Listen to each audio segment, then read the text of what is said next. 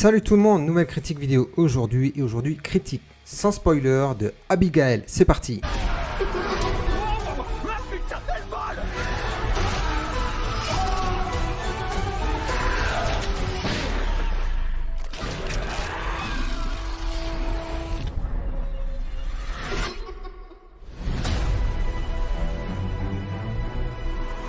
Suite au kidnapping de la fille d'un puissant magnat de la pègre, un groupe de criminels amateurs pensait simplement devoir enfermer et surveiller cette jeune ballerine afin de pouvoir réclamer une rançon de 50 millions de dollars. Retirés dans un manoir isolé, les ravisseurs commencent mystérieusement à disparaître les uns après les autres au fil de la nuit. C'est alors qu'ils découvrent avec horreur que la fillette avec laquelle ils sont enfermés n'a rien d'ordinaire. Écoutez, au vu des retours positifs, même aux États-Unis, ce film m'intéressait pas mal. Alors je sais pas pour vous à la base, mais moi quand on parle de manoir isolé avec des personnes à l'intérieur, ça me fait clairement passer à Resident Evil.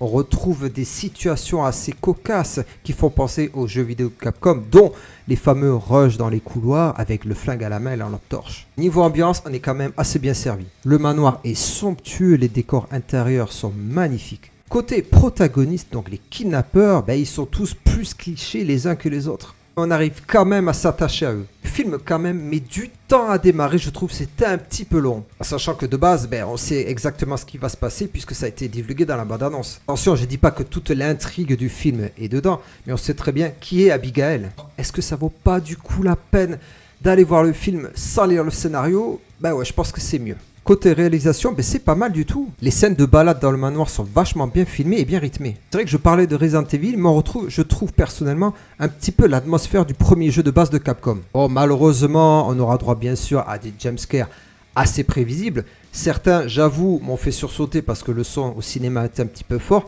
mais certains par contre étaient pas mal. Les mouvements de caméra sont bien amenés, on y voit clairement tout ce qui se passe. Et on peut dire franchement qu'il y a certaines scènes qui sont très gore. On frôle même parfois la grosse série B. Il y a de bonnes idées quand même de mise en scène. Côté casting, l'héroïne principale incarnée par Melissa Barrera est assez intéressante. Même si pour moi, elle se sort trop facilement de situations grâce à des facilités scénaristiques. Par contre, au niveau casting, mention spéciale à Aisha Ware qui campe Abigail. Elle va jouer un être diabolique, une petite fille et en même temps presque une adulte. Non, vraiment là-dessus, rien à dire, elle est parfaite. Les scènes d'horreur visuellement sont super classe. Alors c'est vrai que certaines malheureusement sont énormément clichés, comme je le disais, font penser à un gros film série B.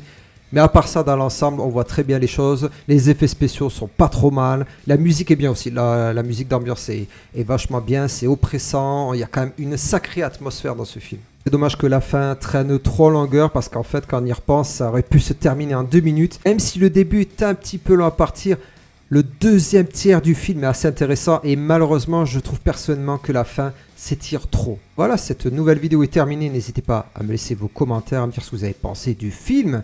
Et n'hésitez pas bien sûr à liker et à vous abonner à la chaîne. Allez, à bientôt, ciao!